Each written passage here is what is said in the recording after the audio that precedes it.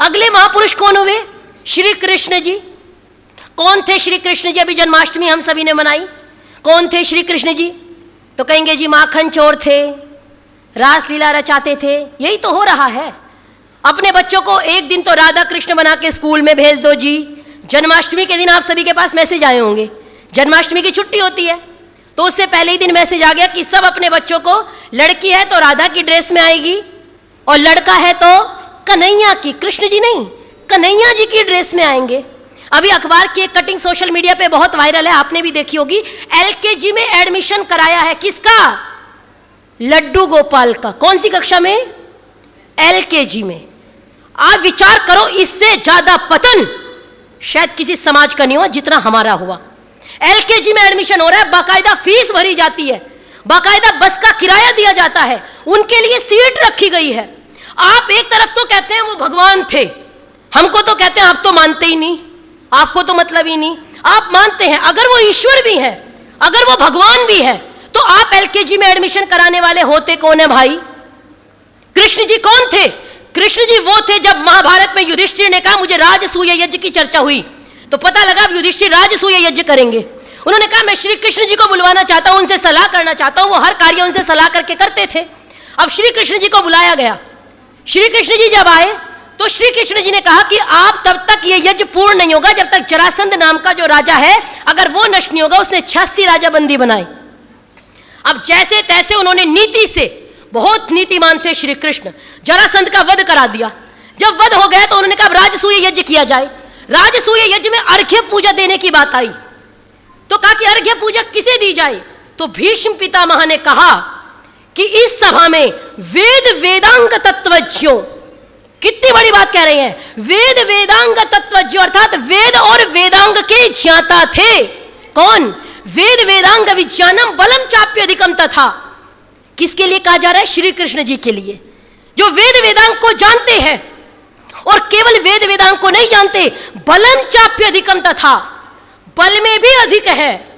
नृणाम लोके ही कौन्योस्ति, इस सृष्टि पर उनके अतिरिक्त कौन है? केशवाद्रिते विशिष्ट केशवाद्रिते, केशव के अतिरिक्त ऐसा कोई नहीं जिसकी अर्घ्य पूजा की जाए, इसलिए श्री कृष्ण की अर्घ्य पूजा की गई। तब वहां पे शिशुपाल की चर्चा आती है।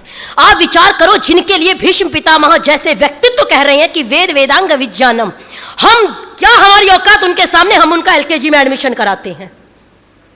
इससे घोर पतन। आप कहते रहिए हम कौन थे, इसीलिए कहती हूं हम कौन थे।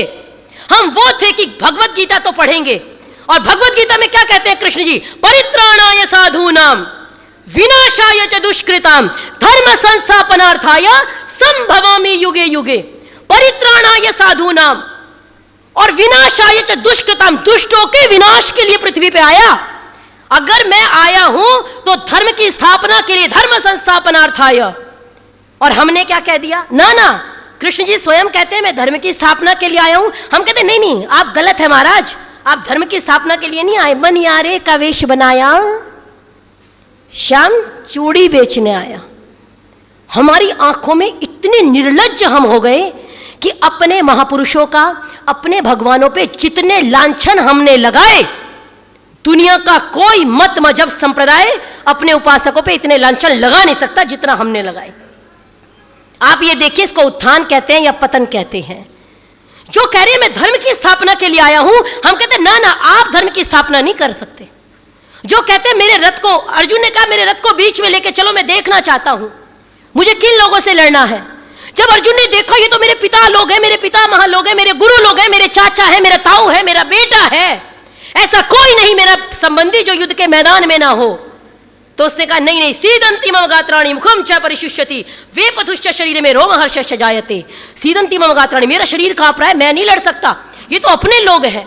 और अगली पंक्ति कही कि अपि त्रैलोक्य राज्यस्य, आप एक लोग छोड़ दो, अगर तीनों लोगों का राज्य भी मुझे इनको मारने के बदले मिले, ये तो पृथ्वी है, तो भी मैं इनको मारना नहीं चाहूंगा।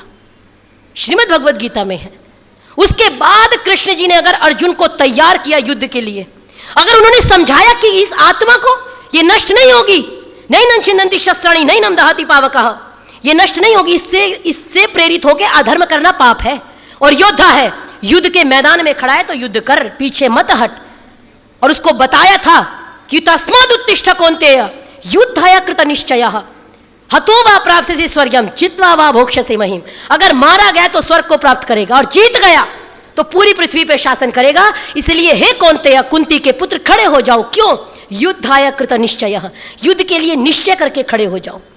जिन भगवान कृष्ण ने अर्जुन में युद्ध के मैदान में उसके रक्त में उष्ण रक्त का संचार कर दिया, जिन भगवान कृष्ण ने हर संकट काल में पांडवों की रक्षा की, जिन भगवान कृष्ण को भीष्म पितामह से लेकर आचार्य द्रोण हो, चाहे कोई भी व्यक्ति हो, हर व्यक्ति नतमस्तक उनके सामने होता है, उनके हमने क्या दुर्गति कर दी। ये हमसे बुरा व्यक्ति शायद हम उपासक तो हो नहीं सकते, उनकी उपासना कर नहीं सकते। जन्माष्टमी पे किसी भी महापुरुष का दूसरे मत मजहब संप्रदाय वाले हमारा मजाक बना जाते हैं, हम कुछ मतलब नहीं। जो व्यक्ति पूर्ण जीवन, महर्षि देव दयानंद सरस्वती सत्यार्थ प्रकाश में लिखते हैं कि श्री कृष्ण का चरित्र महाभारत में अत्युत्तम है, उत्तम नहीं कहा, अत्युत्तम है। उन्होंने जन्म से लेके और मृत्यु पर्यंत कोई भी बुरा कार्य नहीं किया, और हमने तो उनसे इतने बुरे कार्य करा दिए कि आप समझ भी नहीं सकते। एलकेजी में एडमिशन, जिन्होंने गुरुकुल शिक्षा ग्रहण की, जो सांदीपनि मुनि के आश्रम में जाकर के विद्या ग्रहण करते हैं, या तो आप उनको गुरुकुल में पढ़ाए थे, ये छोड़ दो कि गुरुकुल में नहीं पढ़े थे, कॉन्वेंट में पढ़ा रहे हैं हम अपने भगवानों को। आप विचार करो, इसको उत्थान कहते हैं या पतन कहते हैं। और फिर कहते हैं हम तो कृष्ण जी को भगवान मानते हैं। आपकी आस्था हो सकती है, लेकिन महाभारत पढ़ के तो देखिए, कृष्ण जी का स्वरूप पढ़ के तो देखिए। हमने एलकेजी में एडमिशन कराया, कितने लोग मजाक बनाते होंगे। अगर वो एलकेजी में एडमिशन करा रहे हैं तो कॉन्वेंट वाले ज्यादा महान है भाई, गुरुकुल शिक्षा को बंद कर देना चाहिए।